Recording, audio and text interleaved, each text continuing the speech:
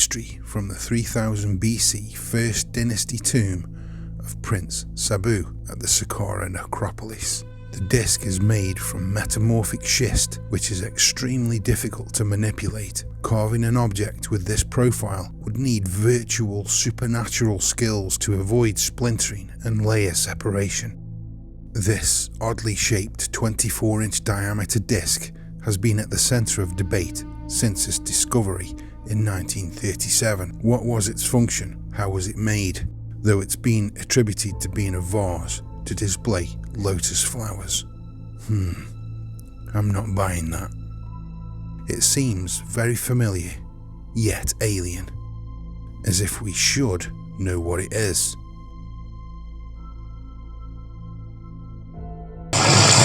Bronze Age King Tutankhamun, who also loved gold, was buried in the Valley of Kings with many artifacts to help him pass the time in the afterlife. One was a dagger. Not that unusual, I hear you cry.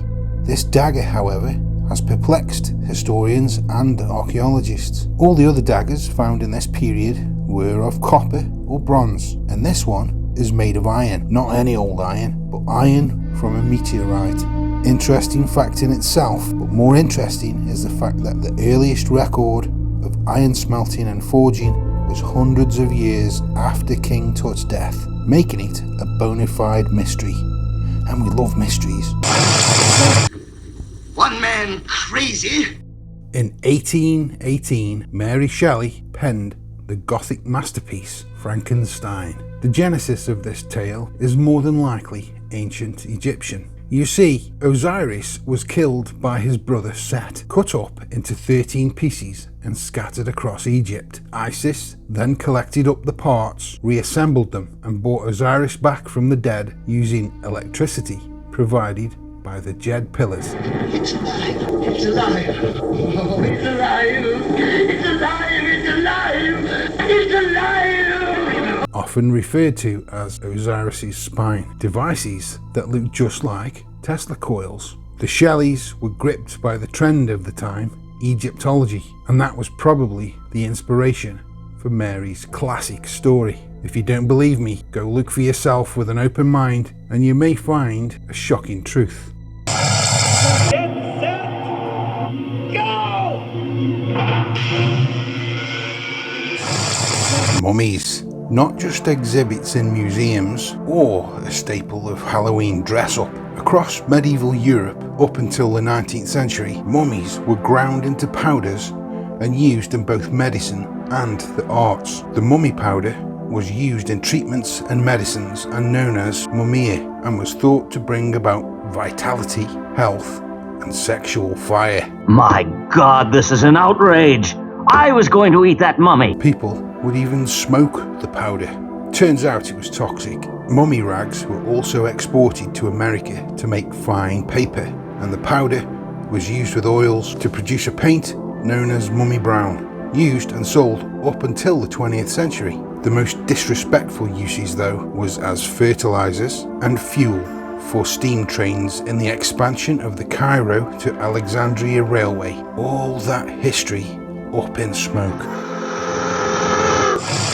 Here's another golden nugget of mystery for you to ponder. A complete anomaly. The Saqqara bird. Not a mere effigy of a bird, but an aerodynamically viable model of a glider. Found in the tomb of Pardiyemen from the 3rd century BC, with an inscription on papyrus that read, "I want to fly."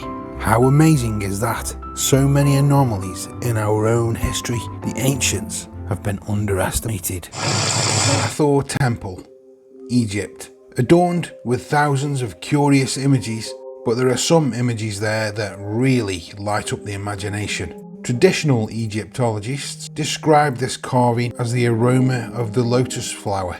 However, other theories differ. What would you say if I told you they're light bulbs? You see, the surrounding hieroglyphs indicate some kind of danger, with the monkey god holding a brace of knives, and other texts referring to a bringer of light. Don't know about you, but that doesn't sound like the whiff of a flower to me. More conceivable that it's describing an electric light bulb. Note the appearance of the Jed pillars again. Well, they must have lit up those subterranean corridors somehow.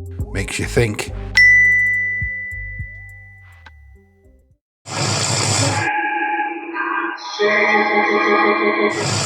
So, I don't know if you already know this, but the pyramids of Giza are not tombs. Nope.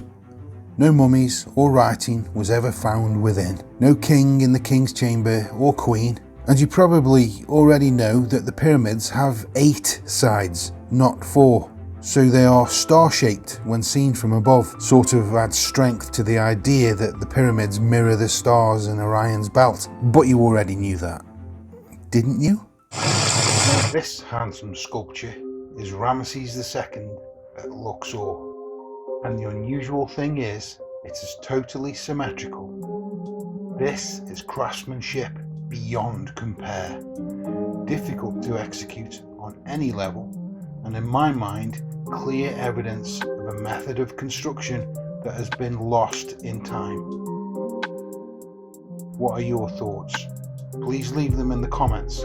Thanks for watching.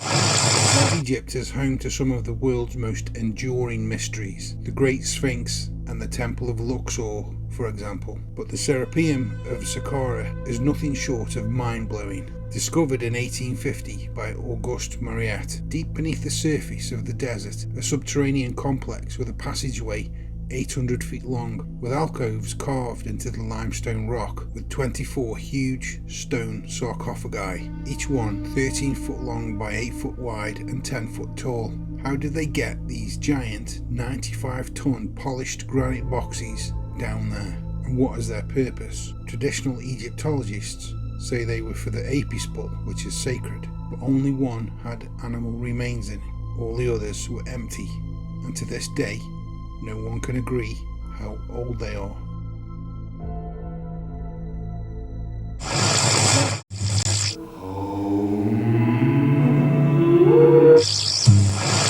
Egypt is rammed with thousands of mysterious statues. All are interesting and many mind-blowing. From god-sized statues of Ramesses to tiny sculptures of scarab beetles. But in Saqqara there has been found a statue that looks nothing like anything else found in Egypt, now known as the McGregor Man, named after collector Reverend William McGregor. The 40-centimetre basalt statue depicts a figure clad in a strange hood that looks almost like a beard, and a device hanging from its belt. It has been described as a depiction of a human wearing a hazmat suit. It was found in the home of the god Set, god of chaos and plague. Other statues have been unearthed over the years in this region, and they seem to look distinctly alien. Whatever these statues depict, one thing is certain: Egypt is one mystery after another.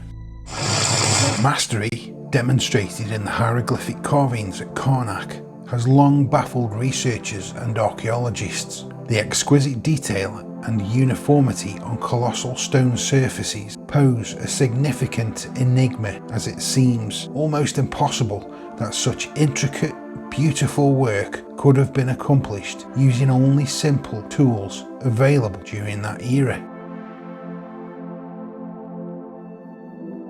Take a look at the tools. This is red granite, and this is the toolkit.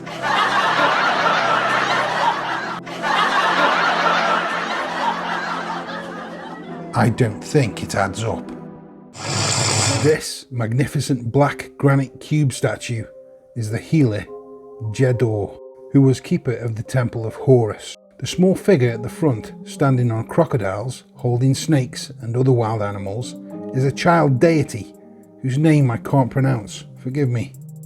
What interests me about this wonderful artifact is its supernatural qualities. Said to be a source of medicine, inscribed or tattooed all over with healing and protective text. You pour water over this statue and the liquid would gain the power of those spells. Then you imbibe the runoff and be cured. Sounds better than Big Pharma to me. Just watch your mouth, mister. This department's laying off civilians left and right.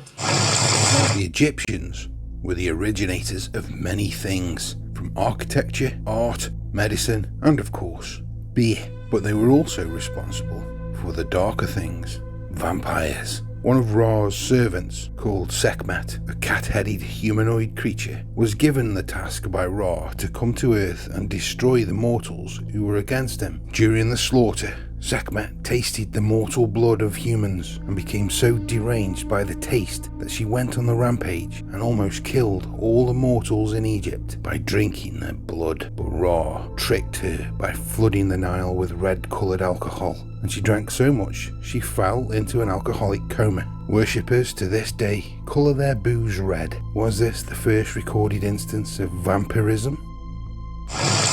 The pyramids at Giza are not tombs. So what are they? Well, have you heard of piezoelectricity? It's everyday magic. External stress applied to quartz creates voltage. We use it in watches. Go and check. Now, the lower layers of the pyramids are pink granite, heavily laced with quartz, and that is under the massive pressure of a giant pyramid. Add that voltage to some chemicals and water, slap the Ark of the Covenant, or capacitor, in the sarcophagus of the King's Chamber, boom, you've got a power generator right there. Here's the big question. What was it powering? I think Tesla knew.